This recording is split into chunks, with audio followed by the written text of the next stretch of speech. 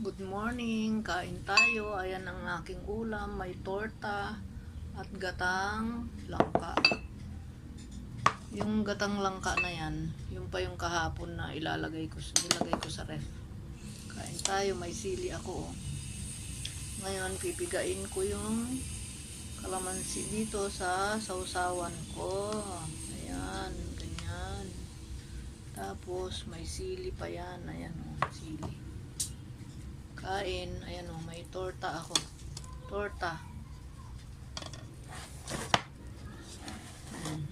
To, gata o, gatang langka.